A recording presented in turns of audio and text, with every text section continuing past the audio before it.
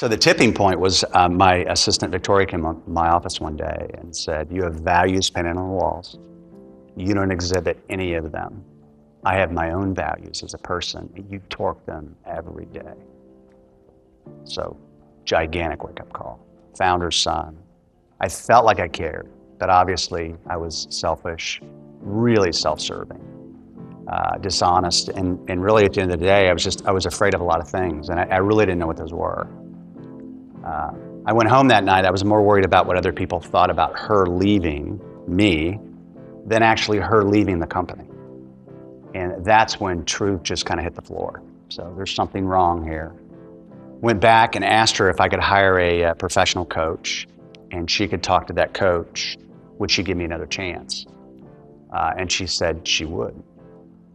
And I got really involved in professional management because I was really good at sales. I was the #1 in sales, grew marketing, spoke a lot, but I had no idea who I was.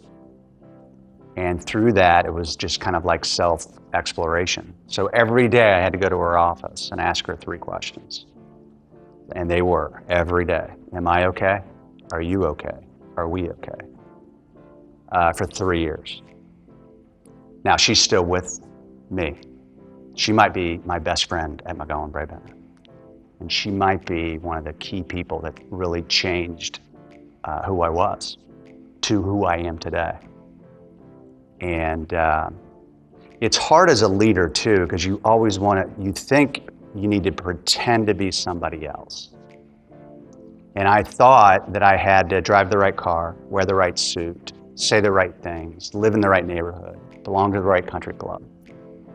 And so I built this person from the outside in. And when I got to that spot, I realized that I had no idea who the inside of Scott was. And I met myself in the mirror of my house one. I mean, we get dressed, we look at ourselves, we're blow drying our hair, but my eyes locked back. And I hated the guy looking back. I hated everything about him to its core.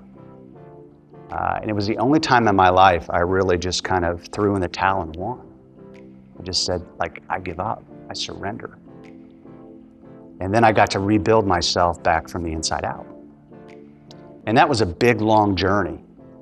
But what I got to a point is behavior, no matter where Scott was. So whether Scott was at work, whether he was at a football game, whether he was at a restaurant, whether he was at church, whether he was in his family room, a dance recital, I got to define 5 things that are really important to me.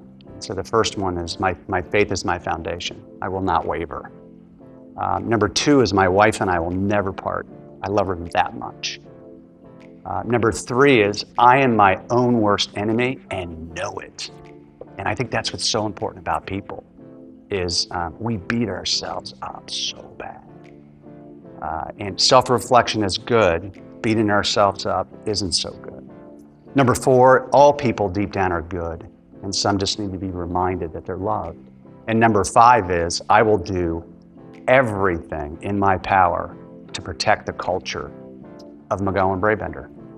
So those 5 things have changed and they'll evolve. But today that's at least I try to stay rooted in those 5 core values.